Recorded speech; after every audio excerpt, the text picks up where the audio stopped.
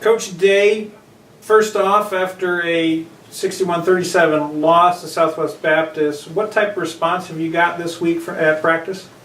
Up and down at times. That was something that our focus was that preparation, and I think we had good days and bad days. So to say that it's been consistent at this point, not quite, not exactly where we want it. I will say we didn't start Thursday off on a great note, but what I absolutely loved was how they finished.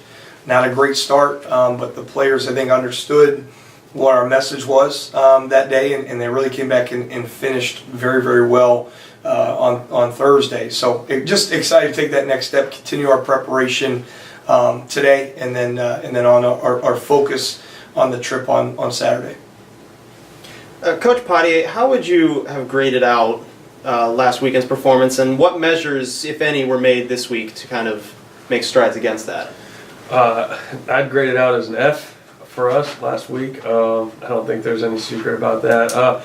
The big measure for us was just playing harder for each other out there. You know, I think at times we've gone out there and haven't quite played as well for one another as we needed to, and that was kind of the big emphasis this week, is just playing for the guys around you. You know, a lot of times in some of those types of games, when you're facing a team like that, you've got to have that unity, you got to have that solidarity amongst your teammates, and it just hasn't quite been where it needs to be up to this point this season, and it really showed itself on Saturday. So our big focus this week was really to just start working on playing for each other more so than the wins and losses and the scores and things like that. Just play for the guy next to you as hard as you possibly can.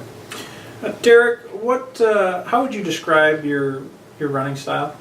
I kind of describe my running style as more of like a north and south guy. I like to run hard, run people over. I don't really get scared of anyone, any defensive lineman, any linebacker, anyone of that sort.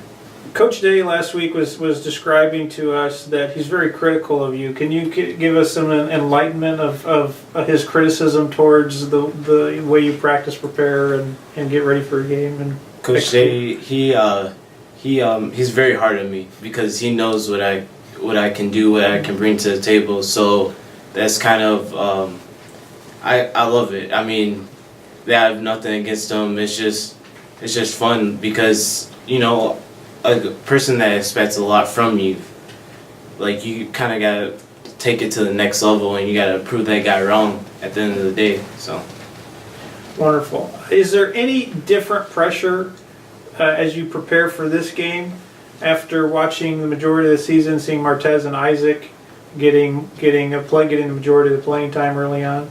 Oh no, definitely not. I'm just taking my shot and running with it. Perfect. Coach Day, you're going this weekend into playing a night game. Is there any difference in strategies and preparation when going into a night game as opposed to your regular day games? Yeah, strategy, no. Preparation, yes. We're going to make sure, you know, we moved our Friday practice back to be a night practice.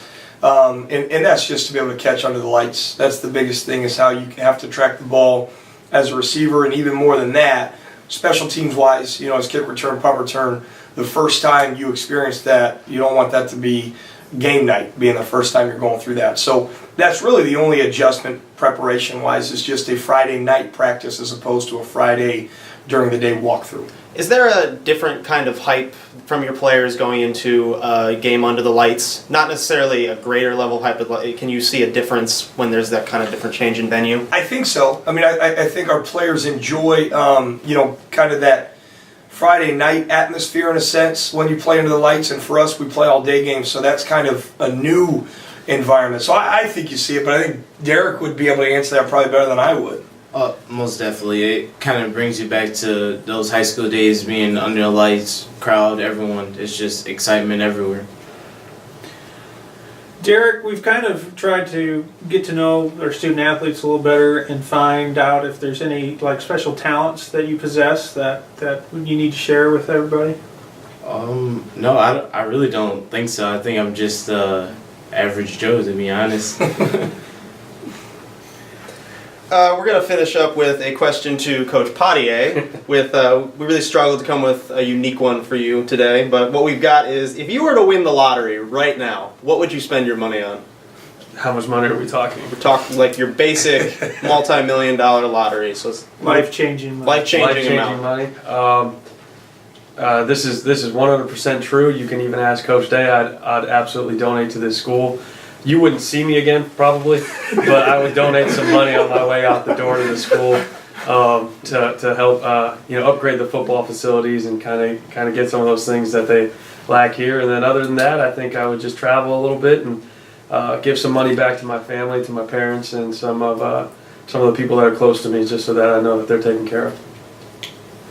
Where would you travel to? Tahiti would probably be the first location. Just get one of those bungalows on the water and just kind of relax and just get away from the world for a little while. Well, you heard it right here, and we have video evidence that says if Coach Padhye ever comes into a life-changing amount of money, he's giving a lot of it away. Get onto the friends list right now. Gentlemen, thank you for your time this week. Thank you. you.